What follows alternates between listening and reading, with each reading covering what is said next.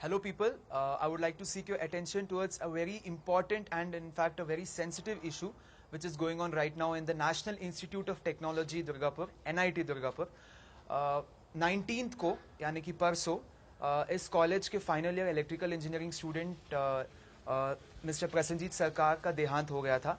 Reason कुछ दिनों से जो है उनका तबीयत खराब था. He was suffering from headache and some sort of uneasiness.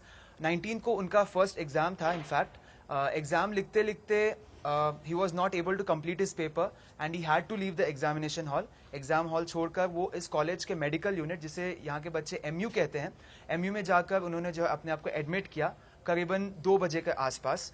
Admit होने के बाद शाम 5 बजे तक डॉक्टर अवेलेबल नहीं थे.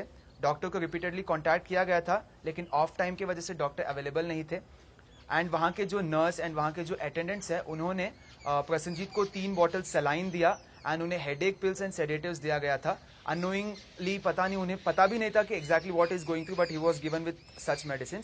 And then around 5 o'clock doctor आए थे एंड प्रसन्नजीत के कुछ फ्रेंड्स भी वहाँ पर मौजूद थे एज पर the source of information. And doctor ने जो है उन्हें वॉमिटिंग के लिए इंजेक्शन दिया था. And around 8:30 PM he was forcibly sent back to hostel. Hostel उन्हें इसीलिए भेज दिया गया था क्योंकि डॉक्टर का ऑफ टाइम हो चुका था. डिस्पाइट द फैक्ट कि प्रसन्नजीत के फ्रेंड्स ने उन्हें बहुत रिक्वेस्ट किया डॉक्टर्स को कि he is not feeling well, he is not even able to walk, but doctors ने वो बात सुना नहीं. 8:30 को he was forcibly sent back to the hostel. Hostel पहुंचकर कुछ मिनट में his friends found him completely unconscious in his room. And उसके बाद उन्होंने जो है एम्बुलेंस को कॉन्टैक्ट किया. पूरे कॉलेज में 5,000 बच्चे हैं, लेकिन उनके लिए सिर्फ एक एम्बुलेंस है.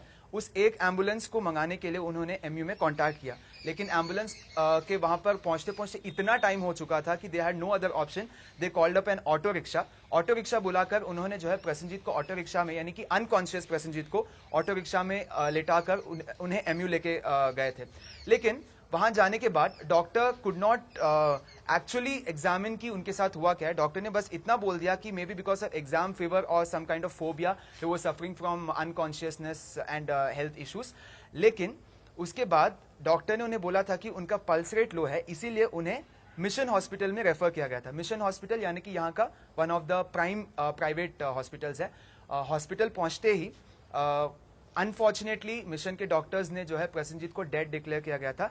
And the most disturbing fact here is उनका डेथ जो है वहां पहुंचने से 1.5 आवर्स पहले ही हो चुका था. अगर हम कैलकुलेट करके देखेंगे तो more or less Prasanjit dead body was taken to the MU, but the doctor could not even recognize if Prasanjit was alive or not. उन्हें ये भी नहीं पता था कि प्रसन्नजीत जिंदा थे या मर चुके थे. उन्होंने बस यूं ही बोल दिया कि उनका पल्स रेट लो है एंड उन्हें दूसरा हॉस्पिटल रेफर कर दिया गया था. यहां पर मैं आप सबको एक और बात बताना चाहता हूं. एज पर द सोर्स जिनसे हमें इंफॉर्मेशन मिला है, Prasannajit was actually survived by his father and his younger sister. उनके मॉम भी अलाइव नहीं थी. लेकिन एक और बात यहाँ पर यह है कि उनका एजुकेशन के लिए उनके पूरे लोकेलिटी ने उन्हें सपोर्ट किया. मोरलेस हम ये कह सकते हैं कि people way completely dependent on Prasannajit. लेकिन इस कॉलेज के मेडिकल अथॉरिटी, इस कॉलेज के डॉक्टर्स, जिनका कितने ईयर्स का एक्सपीरियंस है, उनके negligence, utter negligence and carelessness की वजह से एक स्टूडेंट का जो है डेथ हो चुका है. फाइन, ये था इशू.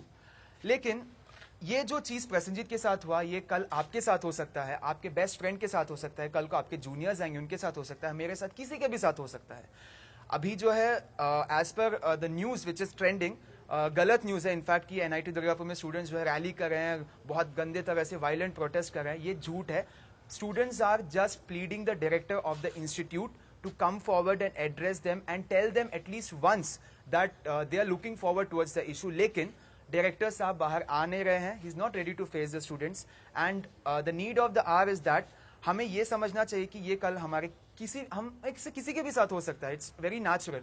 एंड ऐसे अनटाइमली डेथ, अननेचुरल डेथ किसी के भी साथ हो सकता है. तो इस इशू को नेशनल इशू बनाकर कोई सीन क्रिएट करना हमारा इंटेंशन नहीं. The only intention is to prevent the happening of such incidents in the future. And finally मैं जाने से पहले आपको एक और बात, most important need of the hour, मैं आपको ये बताना चाहता हूं. Twitter and Facebook. आपको पता है social media is very strong and it is very trending these days. And social media में हम अगर कोई इन्फॉर्मेशन किसी तक पहुंचाना चाहते हैं तो इट्स द बेस्ट ऑप्शन. तो students of the college are planning to take this issue to the ears and eyes of the higher authorities of our country, like the prime minister of India, the minister of MHRD Smriti Irani, and many other relevant officials तो अगर आपके account है Twitter में तो it's fine. If you do not have an account in Twitter, please do create an account in Twitter.